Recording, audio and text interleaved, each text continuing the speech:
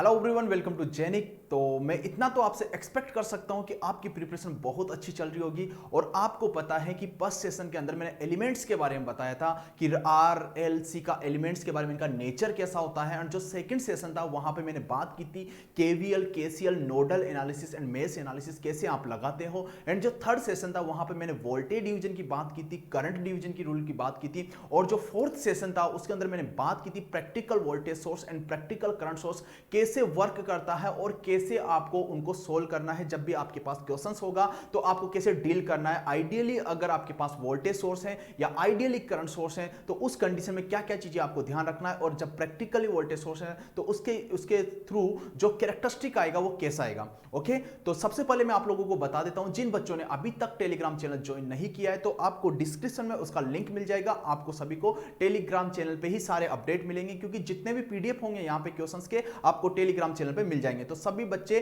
Telegram channel जल्दी से join कर लो, क्योंकि वहां पे एक्टिव रहो और हमारी फैकल्टी भी वहां पे हमेशा एक्टिव रहेगी। और कल जो मैंने क्वेश्चन दिया था कि क्वेश्चन नंबर ये मैंने आपको होमवर्क के लिए दिया था, तो आपने इसका फाइंड आउट भी किया होगा। तो देखो, इसको विदाउट टाइम वेस्टिंग हम इस क्वेश्चन को सोल्व करते हैं। देखो कि find the current supply bye 120 voltage source. यहां पे आपके पास 120 वोल्टेज सोर्स है और ये आपके पास पूरा एक सर्किट डायग्राम है। इससे आपको क्या फाइंड आउट करना है? करंट। इस करंट का वैल्यू फाइंड आउट करना है। तो देखो, अब देखो ये करंट का वैल्यू फाइंड आउट करना है तो आप यहां पे केवीएल लगा देते हो ना। केवीएल आप यहां पे लगा दोगे। कहीं बच्चे क्या होते हैं कि डिपेंडेंट सोर्स देख के ही वहां पे डर जाते हैं। ओके, बट डिपेंडेंट सोर्स कुछ नहीं होता है, एक प्रकार से किसी दूसरे पे डिपेंडेंट क्वांटिटी होता है, तो एक वोल्टेज सोर्स ही है। ओके, तो देखो कि यहां पे जब आप केवीएल लगाओगे तो यहां पे कौन सी पोलैरिटी होगी? प्लस। जो बड़ा वाला डंडा होता है ना उसको पॉजिटिव से मार्क करो और जो स्मॉल होता है उसे नेगेटिव से मार्क करो। ओके, अब देखो कि यहां पे जो रेजिस्टेंस है, जहां पे करंट इंटर करेगी उसे पॉजिटिव से रिप्रेजेंट करोगे, जहां से लीविंग होगी वहां से उसे नेगेटिव से रिप्रेजेंट करोगे। और यहां पे जो ये वोल्टेज सोर्स है, voltage control voltage source. Okay, तो पॉजिटिव और नेगेटिव क्या रिप्रेजेंट करते हैं कि ये वोल्टेज सोर्स है। अगर यहां पे एरो होता तो ये किसको रिप्रेजेंट करता? डिपेंडेंट करंट सोर्स को। ओके, तो यहां पे जो पोलैरिटी होगी पहले से ही गिवन है, प्लस माइनस, और इसके अक्रॉस का जो वोल्टेज गिवन है वो V ऑफ X है। ओके, तो केवीएल लगा दो, केवीएल लगा दो। यहां पे केवीएल लगाओगे तो -120। ओके, मैं फर्स्ट पॉइंट लेके चल रहा हूं, इसका भी फर्स्ट पॉइंट होगा और इसका भी फर्स्ट पॉइंट होगा और इसका भी फर्स्ट पॉइंट होगा। ओके, तो -120 plus 30i plus 2vx plus vx equals to 0। तो मतलब आपके पास कितना हो गया? -120 plus 30i plus 3vx, okay, equals to 0। अब V ऑफ X का वैल्यू कितना होगा? क्योंकि यहां पे वोल्टेज निकाल सकते हो ना आप ओम्स लॉ से, तो V इक्वल्स टू क्या होता है? V इक्वल्स टू होता है IR। तो यहां पे V of X equals to कितना हो जाएगा? करंट का वैल्यू क्या है? I into 15। मतलब आप बोल सकते हो कि V of X equals to 15i। V of X equals to 15i, तो यहां पे पुट कर दो तो आपके पास -120 plus 30i plus 3 into 15i। तो ये हो गया आपके पास पूरा एक इक्वेशन बन चुका है। तो यहां से करंट का वैल्यू आप निकाल सकते हो। आप देख लो कि 120 इक्वल्स टू कितना हो गया? 45 एंड 30 कितना हो जाता है आपके पास? 75 इक्वल्स टू 75i। तो i का वैल्यू कितना हो जाएगा आपके पास? 120 डिवाइडेड बाय 75, ओके, एम्पियर। अब ये करंट का वैल्यू आपसे पूछा था तो फर्स्ट क्वेश्चन हमने सोल्व कर दिया है कि यहां पे जो 120 वोल्टेज सोर्स है कितना करंट सप्लाई करेगा सर्किट को। तो आपने बता दिया 120 डिवाइडेड बाय 75 मतलब 1.6 एम्पियर सप्लाई करेगा ये, 1.6 एम्पियर। ओके, सेकंड क्या पूछा है उसने? Find power deliver and absorb from the circuit. जो आपके पास सर्किट के जो एलिमेंट्स हैं वो कितना पावर को एब्जॉर्ब कर रहे हैं और कितना डिलीवर कर रहे हैं। अब देखो कि यहां से मैंने बताया था सबसे पहले जब मैं पावर कैलकुलेशन बता रहा था, तो एक बार और बता देता हूं मैं आपको कि यहां पे ये वोल्टेज सोर्स है। ओके ये वोल्टेज सोर्स है और ये पॉजिटिव टर्मिनल है और ये नेगेटिव टर्मिनल है। अगर पॉजिटिव टर्मिनल से ये V है और ये आपके पास I है।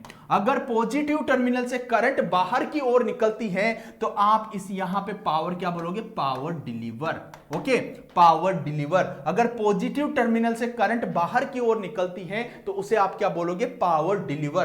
तो इक्वल टू कितना हो जाएगा, V इंटू आई, ये हो जाएगा आपके पास पावर डिलीवर। ओके अगर इसी पॉजिटिव टर्मिनल पे करंट इंटर करती, अगर करंट इंटर करती तो आप क्या बोलते, पावर एब्जॉर्ब। पावर एब्जॉर्ब तो क्या बोल दोगे, power absorb. Power absorb equal to V into minus of I. Okay V into minus of I. अब देखो अगर रेजिस्टेंस के केस में बात करते हैं, ये आपके पास रेजिस्टेंस है। ओके ये रेजिस्टेंस है। अगर यहां पे करंट इंटर कर रही है, जहां पे करंट इंटर करती है वहां पे कौन सा टर्मिनल होता है, पॉजिटिव और नेगेटिव। ओके अब देखो पॉजिटिव पे करंट इंटर कर रही है तो आपके नेगेटिव टर्मिनल से क्या हो रही होगी, लीव हो रही होगी। ओके अब नेगेटिव टर्मिनल से लीव हो रही है मतलब पॉजिटिव टर्मिनल पे करंट इंटर हो रही है। तो देखो यहां पे जब पॉजिटिव टर्मिनल पे करंट इंटर हो रही थी तो आपने क्या बोला, पावर एब्जॉर्ब। ओके तो यहां पे क्या हो जाएगा, power absorb. Power absorb equals to कितना हो जाएगा आपके पास, I square into R. Okay I square into R, या ऐसे भी लिख सकते हो आप, इस जो ये रेजिस्टेंस है इसके अक्रॉस का वोल्टेज होना चाहिए, इसके अक्रॉस का जो वोल्टेज होगा वो भी आप, इससे भी आप पावर एब्जॉर्ब निकाल सकते हो, वी आर इंटू आई। या तो ये लिखो या आप ये लिखो। ओके तो इसके लिए क्या करना पड़ेगा आपको, सर्किट में इसके अक्रॉस का वोल्टेज आपको निकालना पड़ेगा, इनटू आपको क्या करना पड़ेगा, आई करना पड़ेगा, तो आप पावर एब्जॉर्ब निकाल दोगे। बट मैं आपसे रिकमेंड करूंगा कि आप यही यूज करो। Okay I square into R. अगर इसी पॉजिटिव टर्मिनल से करंट बाहर की ओर जाती, अगर बाहर की ओर जाती तो करंट जब बाहर की ओर जाती है तो आप क्या बोलते हो, पावर डिलीवर। तो यहां पे क्या होता है, power deliver. Power deliver equal to क्या हो जाता है, I square into R. Okay minus I square into R, मतलब पावर क्या कर रहा है, ये डिलीवर करता है। और जब मैं पहले पढ़ा रहा था तो वहां पे बोला था कि जब भी नेगेटिव रेजिस्टेंस आ जाता है तो उसका मतलब क्या होता है, एक्टिव सोर्स की तरह बिहेवियर करता है, और उसके बारे में मैंने वहां पे लेक्चर में एक्सप्लेन भी किया था। ओके तो देखो आपके पास निकालना था आपने करंट फाइंड आउट कर लिया है। अब देखो अब आपसे पूछा गया है कि power deliver and absorb from the circuit. अब ये देखो कि आपके पास 120 वोल्टेज का जो वोल्टेज सोर्स है ये पावर को एब्जॉर्ब कर रहा है या पावर को डिलीवर कर रहा है। अब आपको पता चल गया कि यहां पे जो करंट का डायरेक्शन है वो पॉजिटिव टर्मिनल से बाहर की ओर है। ओके पॉजिटिव टर्मिनल से करंट बाहर की ओर निकल रही है तो मतलब ये कौन सा एलिमेंट है आपके पास, पावर डिलीवर करेगा। ओके अब इस पॉजिटिव टर्मिनल पे करंट इंटर कर रही है तो ये क्या करेगा, पावर का एब्जॉर्ब करेगा। ओके पावर का एब्जॉर्ब करेगा।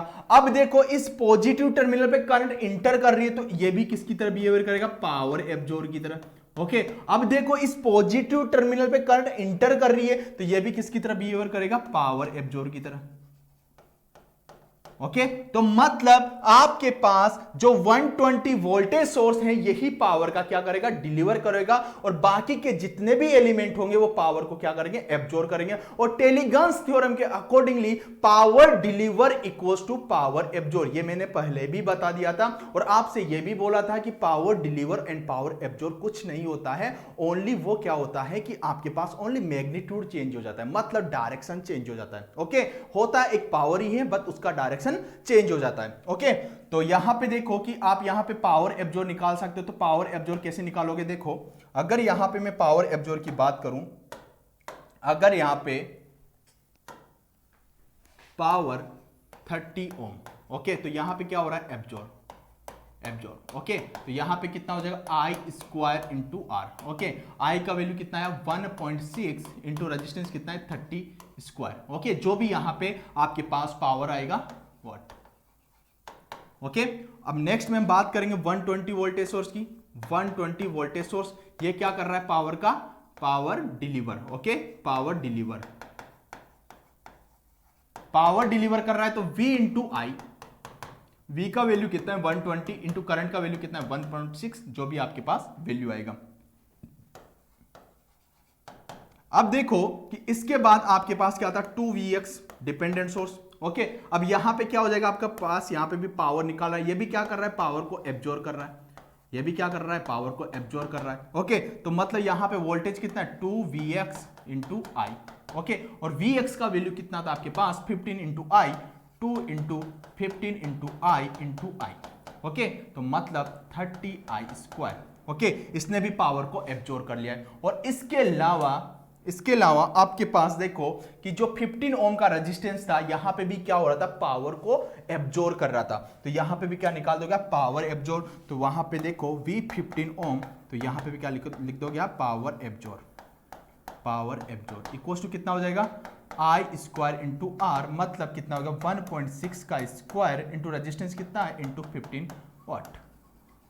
ओके, अब यहां पे टेलीगन्स थ्योरम के accordingly power deliver equals to power absorb.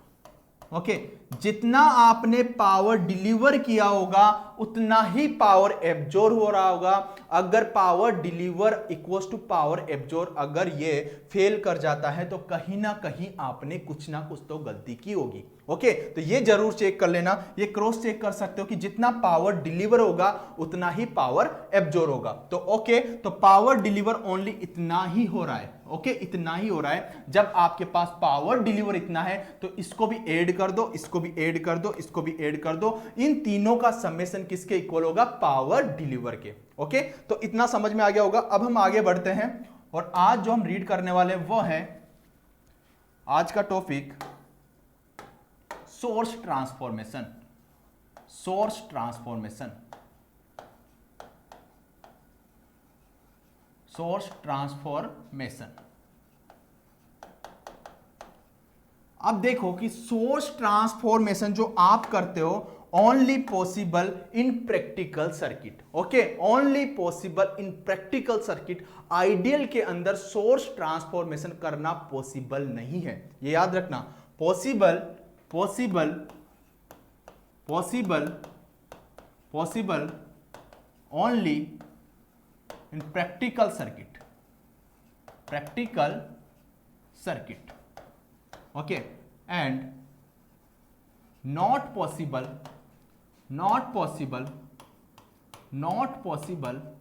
in ideal circuit।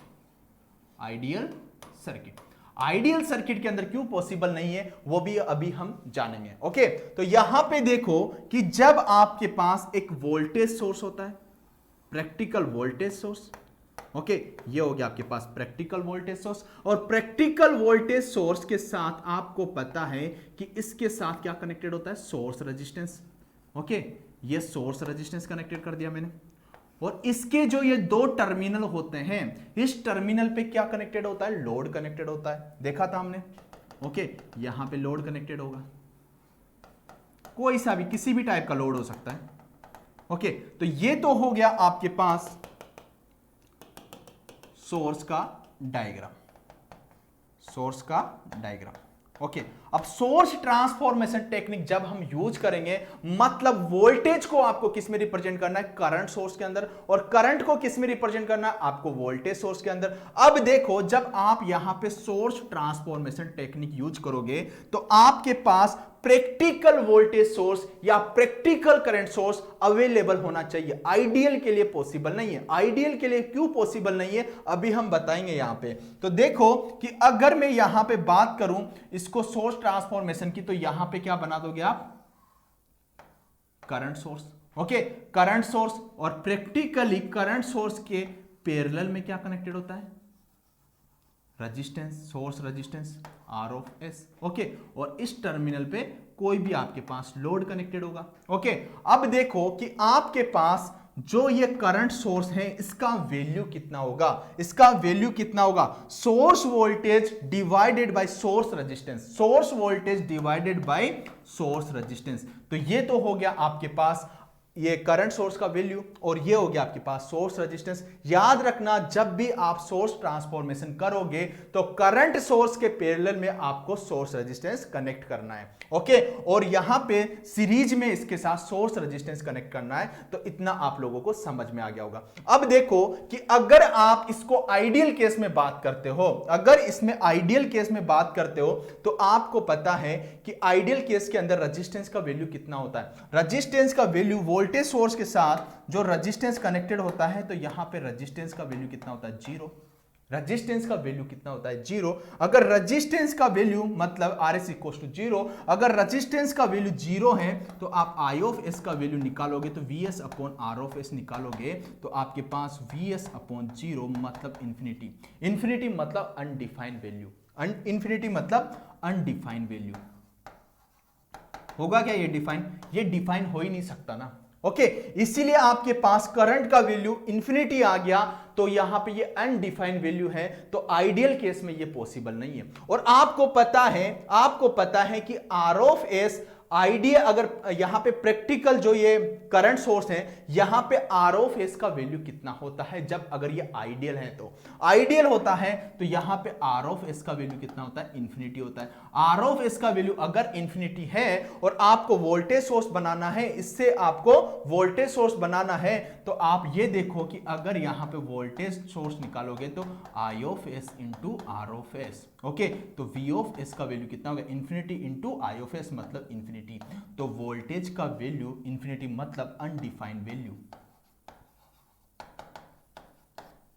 Okay, undefined value. तो ये कंडीशन आप सभी को लोगों को समझ में आई कि आपको आइडियल केस के अंदर आप उसका सोर्स ट्रांसफॉर्मेशन नहीं कर सकते, ओनली प्रैक्टिकल के अंदर ही पॉसिबल है। तो ये कंडीशन आपको ध्यान रखना है जब भी आप सोर्स ट्रांसफॉर्मेशन टेक्निक यूज करोगे। ओके, तो यहां से देखो कि अगर आपको वोल्टेज सोर्स से करंट सोर्स बनाना है तो आपको क्या करना है कि यहां पे जो I ऑफ S का वैल्यू होगा वो V of S divided by R of S, V of S divided by R of S। और अगर आपको करंट सोर्स से आपको वोल्टेज सोर्स बनाना है तो आप क्या करोगे, यहां पे जो I ऑफ S है और ये R ऑफ S है तो V ऑफ S का वैल्यू कितना हो जाएगा, I of S into R of S। Okay, I of S into R of S, और इसके साथ सीरीज में जो कनेक्ट होगा वो R ऑफ S कनेक्टेड हो जाएगा। तो आप मतलब वोल्टेज सोर्स से करंट सोर्स बना सकते हो और करंट सोर्स से आप वोल्टेज सोर्स बना सकते हो, मतलब दोनों कंडीशन पॉसिबल है, इधर से इधर और इधर से इधर। तो ये दो कंडीशन आपको याद रखना है, प्रैक्टिकल के अंदर ही पॉसिबल है, आइडियल के अंदर पॉसिबल नहीं है। ओके, नेक्स्ट हम बात करते हैं, इसी के अंदर बात करते हैं, इसी के अंदर थर्ड केस। ये पॉइंट भी आपके लिए बहुत ज्यादा इंपॉर्टेंट है। अगर मैं यहां पे एक क्वेश्चन दे देता हूं, देखो यहां पे 10 एम्पियर है, ओके, और यहां पे ये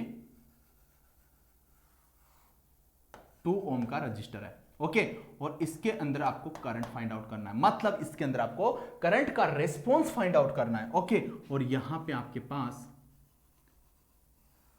यहां पे 4 ओम का रजिस्टेंस है। ओके, तो यहां पे आपको I का वैल्यू फाइंड आउट करना है। तो इस कंडीशन पे क्या सोर्स ट्रांसफॉर्मेशन टेक्निक आप यूज कर सकते हो क्या? जिस रजिस्टेंस के अंदर आप रेस्पॉन्स फाइंड आउट कर रहे हो, क्या उसके अंदर आप सोर्स ट्रांसफॉर्मेशन टेक्निक यूज कर सकते हो क्या? तो आप बोलोगे कि नहीं, हम जिसके अंदर रेस्पॉन्स पूछा जाता है उसके अंदर हम सोर्स ट्रांसफॉर्मेशन टेक्निक यूज नहीं कर सकते। कैसे? अब देखो कि अगर आप यहां पे करंट डिवीजन रूल लगाओगे तो I का वैल्यू कितना आ जाएगा, I का वैल्यू कितना हो जाएगा, opposite resistance divided by total resistance 2 + 4 into कितना हो जाएगा, टोटल करंट 10, मतलब I equals to 40 divide by 6। Okay, 40 divide by 6 मतलब 20 डिवाइड बाय 3 मतलब 6.67 समथिंग आपके पास एम्पियर करंट का वैल्यू आएगा, जो कि करेक्ट है, जो कि करेक्ट है। ओके, अगर मैं बात करूं, अगर यहां पे आपसे रेस्पॉन्स पूछा था, अगर मैं बात करूं कि आप यहां पे सोर्स ट्रांसफॉर्मेशन टेक्निक लगा दो, source transformation technique, transformation technique.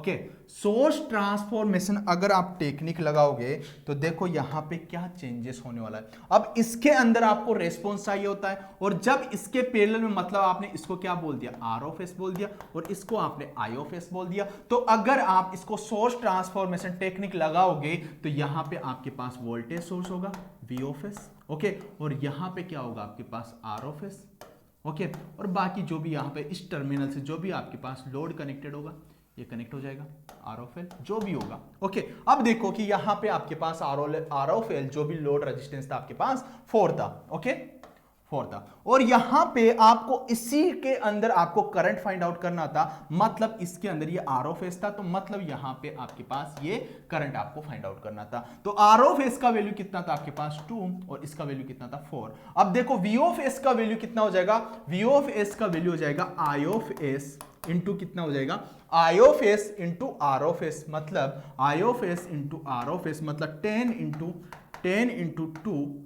Equals to V of S. तो V of S equals to कितना हो जाएगा 20, ओके, ये कितना हो गया आपके पास 20, okay.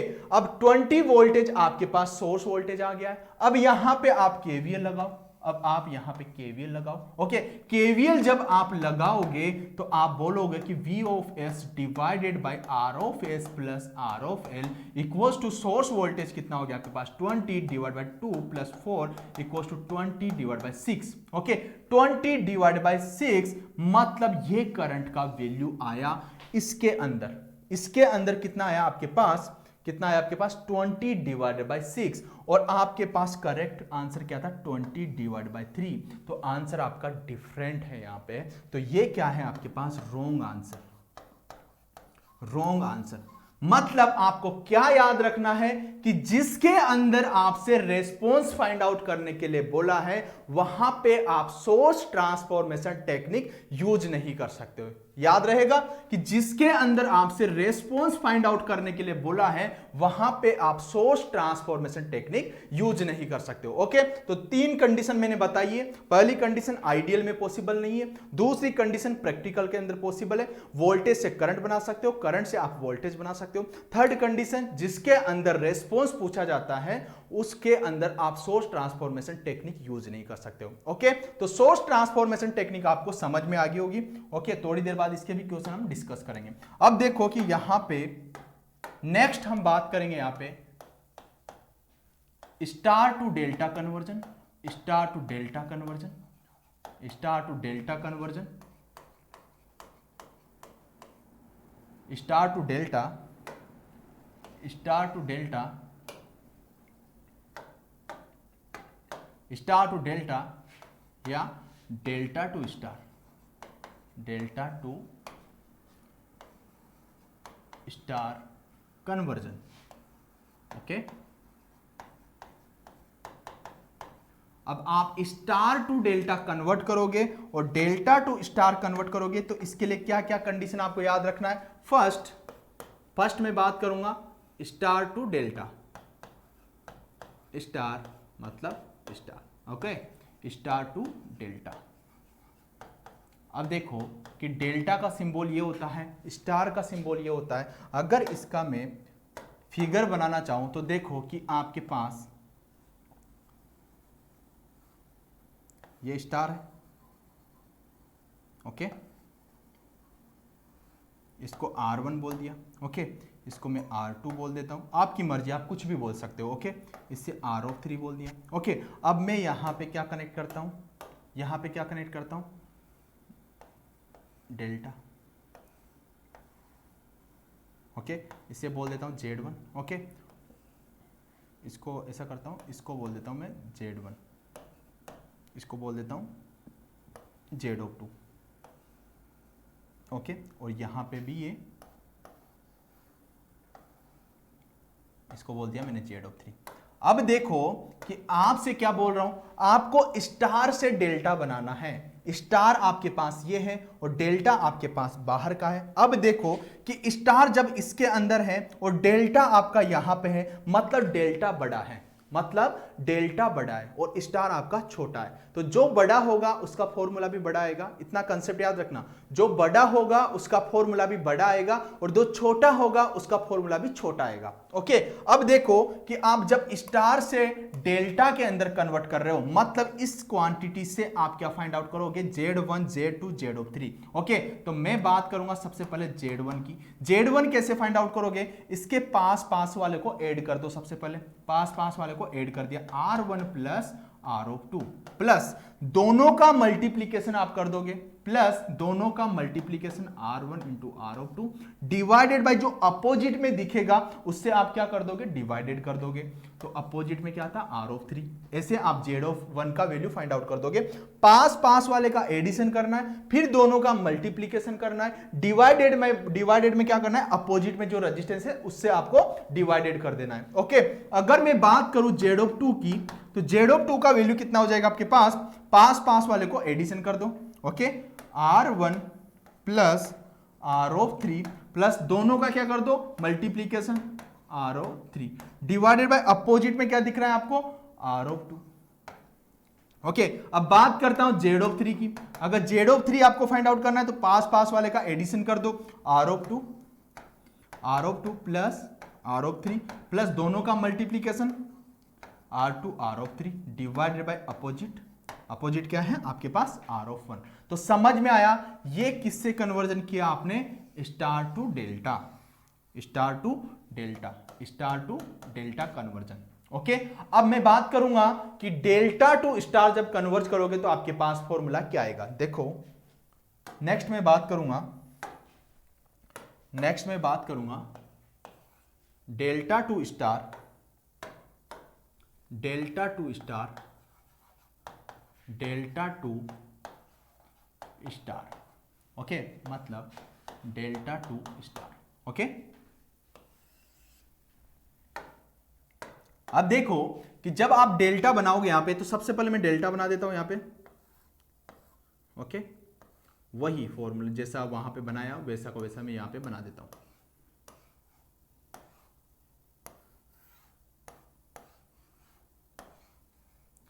Z1 Z2 Z3। Okay और यहां पे आपके पास स्टार R1 R2 और R3। ओके अब आपको डेल्टा से स्टार बनाना है। अब देखो डेल्टा आपका बाहर का पोर्शन है और स्टार आपका अंदर का पोर्शन है, तो मतलब आपका जो फॉर्मूला आएगा वो भी छोटा आएगा। ओके छोटे के लिए छोटा फॉर्मूला, बड़े के लिए बड़ा फॉर्मूला। तो देखो कि आपके पास बाहर पूरा डेल्टा है, अब आपको स्टार बनाना है। तो मैं सबसे पहले R1 की मैं बात करूं तो R1 का वैल्यू क्या आएगा, पास पास वाले का मल्टीप्लीकेशन, जो पास में दिख रहा है उसका मल्टीप्लीकेशन, मतलब Z1 into Z2 divided by total impedance, total impedance Z1 plus Z2 plus Z3। Okay और अगर मैं R2 की बात करूं तो पास पास वाले का multiplication Z1 into Z3 divided by क्या कर दोगे आप, total impedance Z1 plus Z2 plus Z3। Okay और R3 की अगर मैं बात करूं तो R3 मतलब पास पास वाले का मल्टीप्लीकेशन Z2 इंटू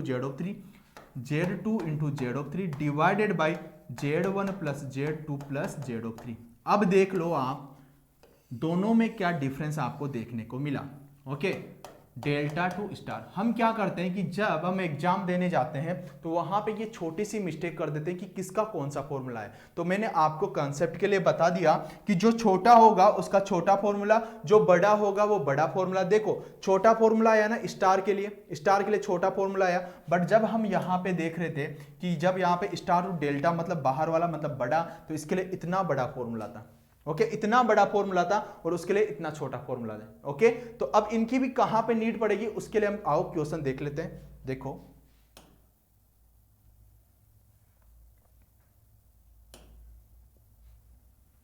अब देखो ये क्वेश्चन है आपके पास, आपको RAB फाइंड आउट करना है, मतलब AB यहां पे फाइंड आउट करना है आपको RAB। ओके अब जब भी आपको 5 रेजिस्टेंस आपको दिख जाए और आपको पूरा सर्किट कॉम्प्लिकेटेड दिख रहा है और वहां पे 5 रेजिस्टेंस आपको दिख जाए, तो आपके दिमाग में एक चीज और आना चाहिए, वो है wheat stone bridge balance condition. Okay wheat stone bridge balance condition वो आपके दिमाग में आना चाहिए। अब wheat stone bridge balance condition क्या होती है वो भी बता देता हूं। सबसे पहले wheat stone bridge condition, Wheatstone bridge balance condition, balance condition. Okay, Wheatstone bridge balance condition क्या होती है, सबसे पहले इसके बारे में आप जान लो। ओके, कि यहां पे आपके पास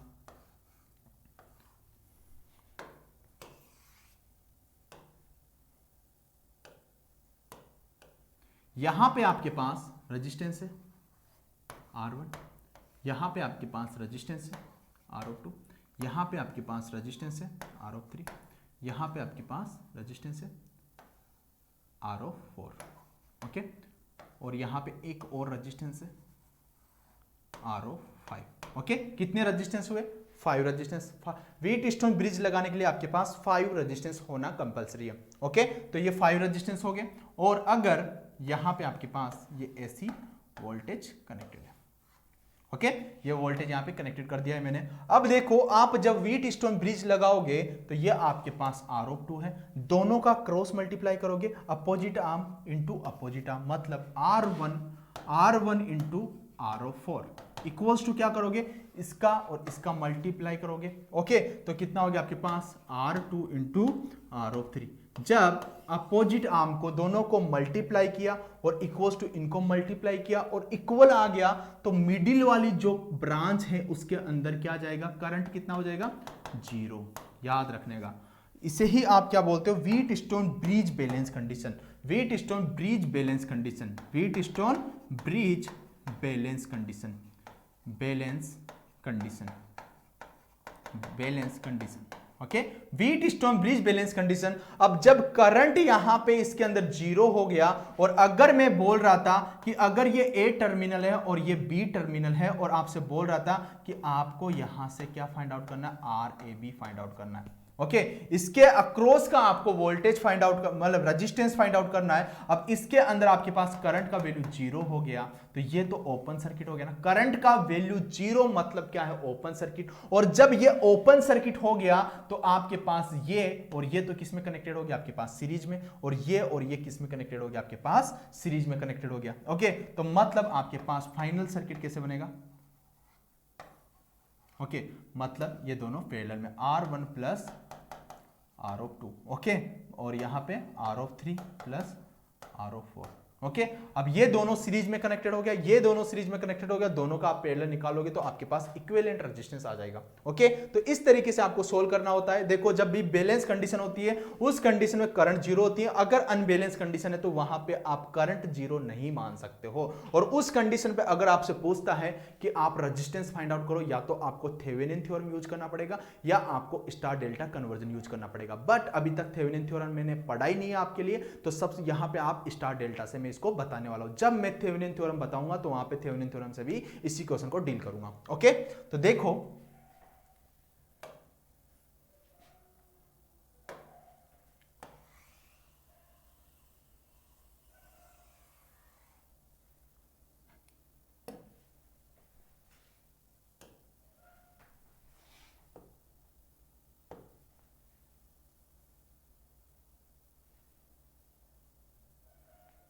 अब देखो आपके पास यहां पे कितने रेजिस्टेंस है, 5 रेजिस्टेंस।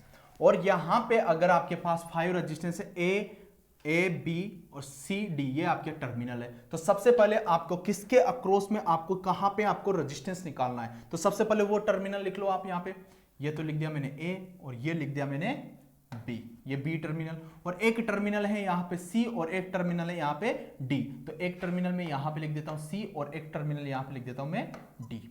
ओके, तो यहां पे देखो, अब देखो कि ए से सी क्या कनेक्टेड है, ए से सी आप देखो कि 1 ओम रेजिस्टेंस कनेक्टेड है। तो ये था आपके पास ए, और यहां से सी कितना कनेक्टेड था, 1 ओम रजिस्टर। ओके, अब देखो कि ए से डी क्या कनेक्टेड है, ए से डी आप बोलोगे 3 ओम रजिस्टेंस। तो यहां पे कनेक्टेड कर दिया आपने 3 ओम रजिस्टर। ओके, अब देखो डी से बी देखोगे तो आपके पास 3 ओम रजिस्टर, डी से बी कितना है, 3 ओम रजिस्टर।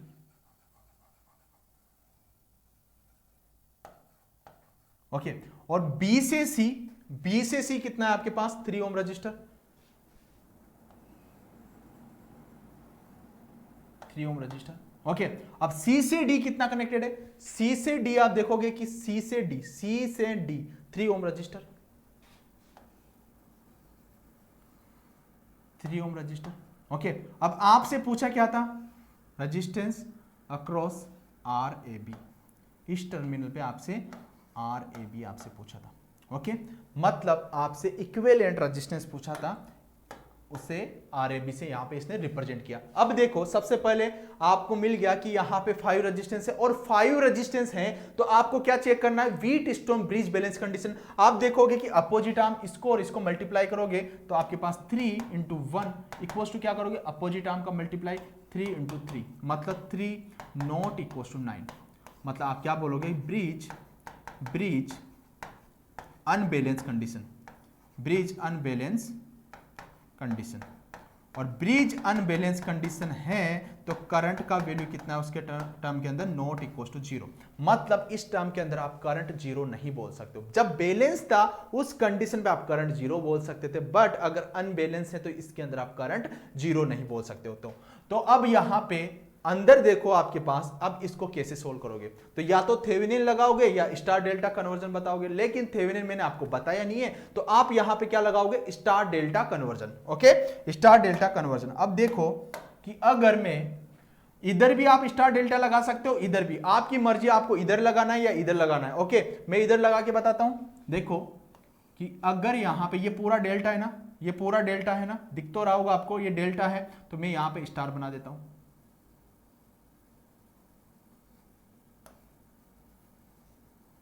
इसको R1 बोल दिया, इसको R2 बोल दिया, इसको R3 बोल दिया। अब R1 का वैल्यू कितना होगा? अब देखो, मैंने बोला था ना कि छोटा है तो छोटा फॉर्मूला, बड़ा है तो बड़ा फॉर्मूला। अब आप डेल्टा से स्टार बनाने जा रहे हो तो मतलब आपके पास फॉर्मूला क्या आएगा? छोटा, क्योंकि स्टार आपका छोटा है, डेल्टा आपका बड़ा है, तो कितना हो जाएगा? अब आपने देखा ना, दोनों का multiplication divided by total resistance. Okay, यही होता है ना, अभी अभी मैंने बताया आपको। अब देखो, जब आप R1 का वैल्यू निकालने जाओगे तो R1 इक्वल्स टू पास पास वाले का मल्टीप्लीकेशन। ओके, तो 3 इंटू 3 डिवाइडेड बाई कितना हो जाएगा? टोटल 3 प्लस 3 प्लस 3 मतलब 9। ओके, मतलब 9 बाई 9 मतलब 1 ओम। ओके, अब R2 का वैल्यू निकालोगे, R2 का वैल्यू पास पास वाले का मल्टीप्लीकेशन 3 इंटू 3 मतलब 3 into 3 divide by total. Okay, divide by 9 मतलब कितना हो जाएगा? 1 ओम। ओके, R3 का वैल्यू निकालोगे तो पास पास वाले का मल्टीप्लीकेशन मतलब 3 इंटू 3 मतलब 9 divide by 9 equal to 1 ohm. Okay, मतलब इसका वैल्यू भी कितना है? 1 ओम, और इसका वैल्यू भी कितना है आपके पास? 1 ओम, और इसका वैल्यू भी कितना है आपके पास? 1 ओम। ओके, अब आसानी से आप यहां पे इजीली RAB फाइंड आउट कर सकते हो। ओके, अब देखो,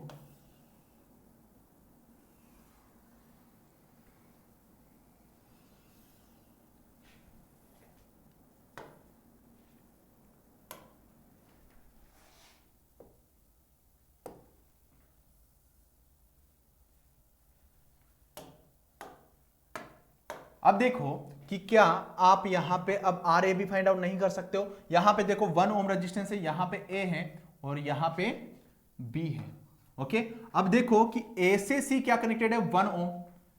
क्या है?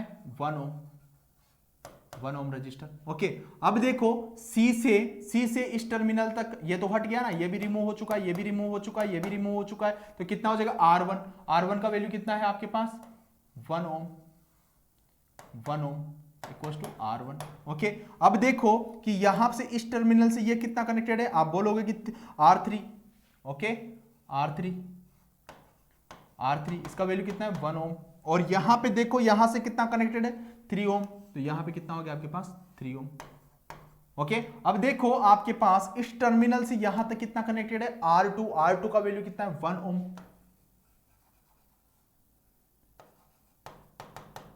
ओके, अब देखो कि यहां से आप क्या अब RAB नहीं निकाल सकते हो क्या? अब देखो ये दोनों तो किस में कनेक्टेड है? सीरीज में। ये दोनों भी किस में कनेक्टेड है? सीरीज में। दोनों किस में कनेक्टेड है? पैरेलल में, फिर उसके साथ सीरीज में कनेक्टेड है। तो इन दोनों का सीरीज कितना हो जाएगा? आप बोलोगे कि 2। ओके, और इन दोनों का सीरीज कितना हो जाएगा? 4। ओके, तो मतलब 2 और 4 का पैरेलल कितना हो जाएगा?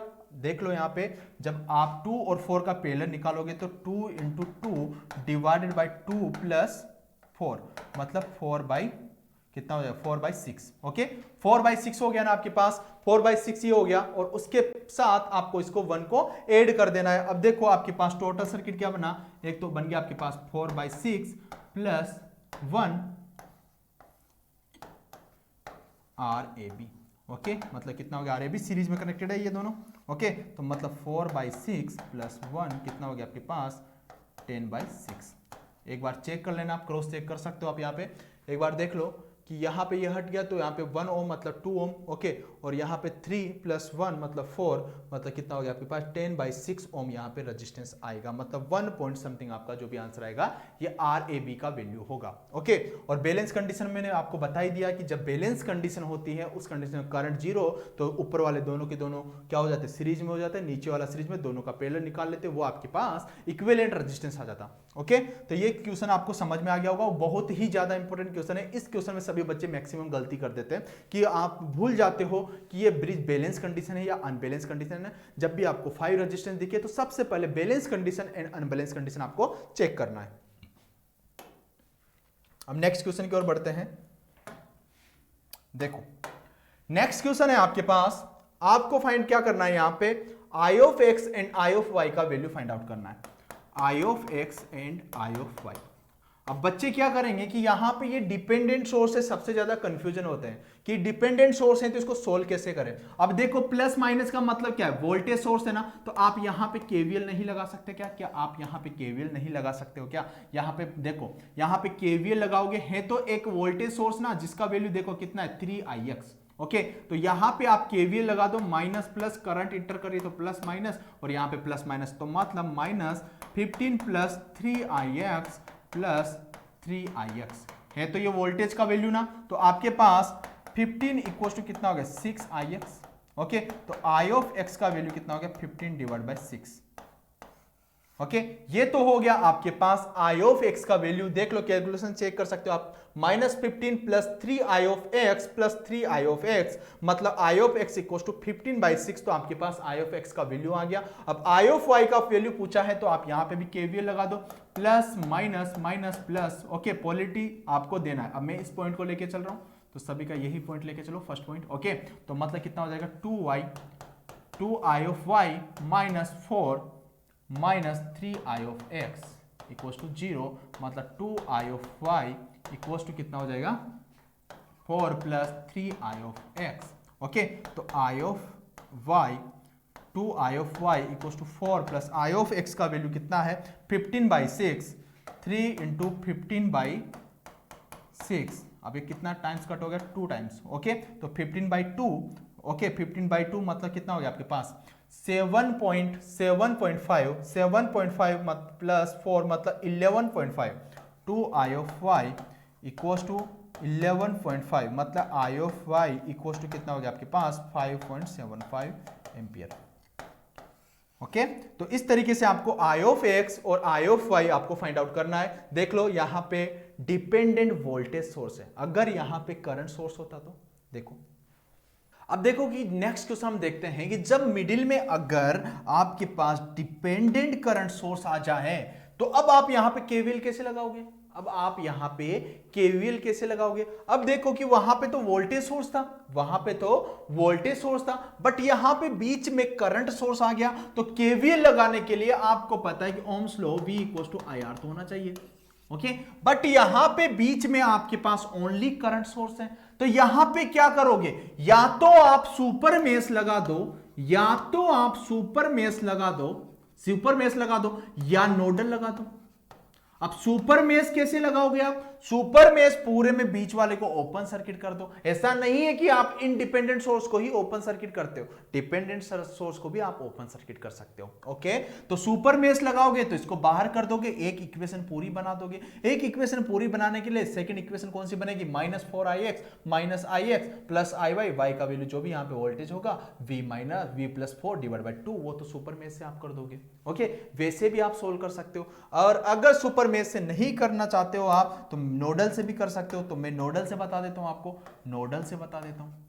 अब देखो कि आप जब नोडल से बताओगे तो यहां पे आपके पास एक वोल्टेज होगा और यहां पे आपने बोल दिया कि रेफरेंस तो यहां पे सेम है सभी का, तो जीरो पोटेंशियल, हम ग्राउंडेड का पोटेंशियल क्या मान लेते हैं, जीरो मान लेते हैं। ओके, अब देखो कि अगर आपने ग्राउंडेड पोटेंशियल जीरो मान लिया, अब नोडल लगाओगे तो इस ब्रांच के अंदर करंट इंटर कर रही है, अगर जब करंट इंटर करती है तो उसे किससे रिप्रेजेंट करते हो आप, minus I of X. Okay, अब आपको आई ऑफ एक्स और आई ऑफ वाई का वैल्यू फाइंड आउट करना है। यहां से भी करंट इंटर कर रही है इस टर्मिनल पे, तो आप क्या बोल दोगे कि minus 4 I of X. Okay, अब देखो कि यहां पे जो आई ऑफ वाई है प्लस प्लस क्या कर दोगे, करंट आउट होएंगे तो plus I of Y equal to zero. मतलब आप बोल दोगे कि 5 i x equal to I of Y आप लिख सकते हो। ओके, अब आई ऑफ वाई का वैल्यू क्या लिखोगे आप, आई ऑफ वाई का वैल्यू लिखोगे v minus minus 4। Okay, I of Y equal to v minus minus 4 divided by 2। ये मैं सब पहले बता चुका हूं, जिसको प्लस माइनस नहीं आ रहा, देखो पोटेंशियल डिफरेंस हम लिख रहे हैं यहां पे। ओके, तो I of Y equals to v plus 4 divide by 2। Okay, अब आई ऑफ एक्स का आपको वैल्यू लिखना है तो कैसे लिखोगे आप, देखो हमारी सबसे बड़ी गलती क्या होती है कि हम यहीं से लिखते थे 15 माइनस वी। ओके, हम क्या करेंगे कि I of X equals to 15 minus V equals to divided by 3 ohm. Okay, लेकिन आप प्रॉपरली यहां से लगाओ, यहां से लगाओ। ओके, यहां से लगाओ आप, zero minus I of X equals to zero minus minus 15, पहले पोटेंशियल आपके पास ये है। Okay, minus 15 minus V divided by क्या करोगे आप, 3 ओम। ओके, तो I of X equal to कितना हो जाएगा आपके पास, 15 minus V divide by 3। Okay, properly आपको यहां से लगाना है। अगर बैटरी का टर्मिनल उल्टा होता तो गलती हो जाती आपकी, आप गलती कर देते अगर 15 माइनस वी लिख देते तो। ओके, तो इसलिए यहां से लगाओ, जीरो जो भी यहां पे पोटेंशियल है अगर प्लस होता तो zero minus 15 minus V. Okay, तो इस तरीके से आपको प्रॉपरली आपका कंसेप्ट आपको सही तरीके से यूज करना है, वरना हम हमेशा केवीएल केसीएल नोडल पढ़ते ही रह जाएंगे। ओके, अब देखो कि आपके पास आई ऑफ एक्स का वैल्यू हो गया 15 minus V divide by 3। Okay, equals to I of Y का वैल्यू कितना हुआ आपके पास, v plus 4 divide by 2। Okay, तो यहां पे देखो कि आपके पास कितना हो गया, आप यहां पे 75। Okay, 75 divide by 3 minus 5v divide by 3 equals to कितना हो गया आपके पास, v बाई 2 प्लस 2। ओके, तो 75 डिवाइडेड बाई 3 का वैल्यू कितना होता है, तो मतलब हो गया आपके पास 25। ओके, 25 इसका वैल्यू हो गया। तो इस इक्वेशन को आप कैसे सोल्व करोगे, देखो 75 डिवाइड बाई 3 मतलब 25। ओके, 25 को मैं उधर ले जा रहा हूं तो मतलब कितना हो जाएगा, और इसको भी उधर लेके जा रहा हूं, ऐसा करता हूं उसको इधर लेके आता हूं, तो इधर कितना हो गया 23, क्योंकि 25 माइनस 2 मतलब 23, और इसको जब उधर लेके जाऊंगा तो आपके पास कितना हो जाएगा, v by 2 plus 5v by 3। Okay, तो मतलब 23 इक्वल्स टू कितना हो गया, एलसीएम कितना हो गया 6, तो यहां पे कितना हो गया आपके पास 3v प्लस कितना हो गया आपके पास 10v। ओके, ये हुआ ना आपके पास 3v plus 10v divide by 6। Okay, मतलब 23 इंटू 6 डिवाइडेड बाई कितना हो गया आपके पास 13। ओके, ये हो गया आपके पास वोल्टेज। अब वोल्टेज का वैल्यू कैलकुलेट कर लो कि आपके पास कितना होगा, देखो वोल्टेज का वैल्यू कितना हो गया आपके पास, जो टर्मिनल वोल्टेज आपने माना था उसका वैल्यू होगा, देखो 23 into 6 divided by 13। Okay, 10.61 voltage equal to 10.61। Okay, ये आपके पास वोल्टेज हो गया। अब आपसे पूछा क्या है कि आपको आई ऑफ एक्स का वैल्यू फाइंड आउट करना है, तो आई ऑफ एक्स का वैल्यू फाइंड आउट नहीं कर सकते आप। I of X equal to बताया ना अभी 15 minus V, 15 minus 10.61 divided by 3, तो मतलब आई ऑफ एक्स का वैल्यू कितना हो गया आपके पास, देख लो 1.46 समथिंग आ रहा है, मतलब 15 माइनस 10.61 ओके डिवाइड बाय 3, तो मतलब कितना आ गया 1.46 एम्पियर। Okay 1.46 ampere. ऐसे ही आप आई ऑफ वाई का वैल्यू फाइंड आउट कर सकते हो। कितना हो जाएगा वोल्टेज का वैल्यू? वोल्टेज का वैल्यू कितना है आपके पास? 10.61 और आपके पास आई ऑफ वाई का वैल्यू कितना है? +4 डिवाइडेड बाई 2 मतलब 14 पॉइंट, ये आया ना, एक बार कैलकुलेशन चेक कर लो आप। ओके तो कितना है आपके पास? V+4। Okay 10.61 +4 divided by 2। Okay मतलब आई ऑफ वाई का जो वैल्यू होगा वो 7.305। ओके ये बता दिया है आपसे। I of X and I of Y आपसे फाइंड आउट करने के लिए बोला था। अब वो आपसे पावर पूछ सकता है कि पावर कितना डिलीवर हो रहा है, पावर कितना एब्जॉर्ब हो रहा है। तो यहां पे इसके अक्रॉस का वोल्टेज आपने फाइंड आउट कर लिया है और इसके अक्रॉस का वोल्टेज आपने फाइंड आउट कर लिया है। तो इसमें क्या पावर नहीं निकाल सकते हो? Power equal to voltage into 4Ix जो भी करंट है, इसके अंदर जो भी आपके पास करंट है। ओके और यहां पे क्या पावर नहीं निकाल सकते हो? I² into are, I² into are. यहां पे भी क्या पावर नहीं निकाल सकते? आप किसी में पूरे सर्किट में पावर निकाल सकते हो। पावर कितना डिलीवर हो रहा है, पावर कितना एब्जॉर्ब हो रहा है, जो भी आपसे क्वेश्चन पूछे आपसे सारे के सारे क्वेश्चन बन जाएंगे। ओके तो आज का सेशन हमारा यहीं पे कंप्लीट होता है। और अब मैं आपको बता देता हूं कि जिन बच्चों ने अभी तक टेलीग्राम चैनल ज्वाइन नहीं किया है तो सबसे पहले वो जाइए, नीचे पिन टेप कर रखा है, उस टेलीग्राम चैनल को ज्वाइन कीजिए जो कि पंकज शुक्ला सर के नाम से। ओके तो वहीं पे आपको सारे के सारे अपडेट मिलेंगे, जितने भी वीडियो होंगे, ईएसी, इसरो, बार्क, इसके जितने भी क्वेश्चंस होंगे हम यहाँ पे क्या करने वाले हैं आपको बता देंगे। जो भी लाइव सेशन होगा वहां पे आपको प्रीवियस ईयर के क्वेश्चंस इसरो, बार्क, ईएसी के करवाने वाले हैं और मोर देन सफिशिएंट। आपने इतना कर लिया ना, बहुत ज्यादा है वो। ओके तो दूसरी चीज मैं आपको बता देता हूं कि हमने एयरपोर्ट अथॉरिटी ऑफ इंडिया का जो एआई का जो बैच चल रहा है उड़ान का, सभी बच्चों को पता होगा। तो जिनको ज्वाइन करना है, जिनको एयरपोर्ट अथॉरिटी ऑफ इंडिया जिसका पैकेज भी बहुत ज्यादा है, अगर उसका आपको एग्जाम में आपको इंटरेस्टेड हो तो आप ज्वाइन कर सकते हो। उसमें सुजीत सर आपको पढ़ा रहे हैं मैथमेटिक्स एंड अब्दुल सर वहां पे पढ़ा रहे हैं फिजिक्स, और हमारी पूरी जेनी की टीम वहां पे लगी हुई है और वहां पे उसका कॉस्ट भी बहुत ज्यादा कम है। और उसके अलावा जो बच्चे गेट 2022 की प्रिपरेशन कर रहे हैं वो बच्चे जेनिक लाइव ऐप इंस्टॉल कर ले और जेनिक की वेबसाइट पे जाके आपको परचेज करना है कोर्सेज तो आप वहां से परचेज कर सकते हो। जिनको जीडी पीडी चाहिए या वीओडी फॉर्म में चाहिए या आपको लाइव क्लासेस ज्वाइन करना है, हर कंडीशन में आपके लिए अवेलेबल है। अगर आपको लाइव क्लासेस चाहिए तो प्ले स्टोर से जेनिक लाइव ऐप आप इंस्टॉल कर सकते हो। ओके थैंक यू, मिलते हैं नेक्स्ट लेक्चर के अंदर और आगे आने वाले सेशन में आपको बहुत ज्यादा मजा आने वाला है। Okay thank you, take care.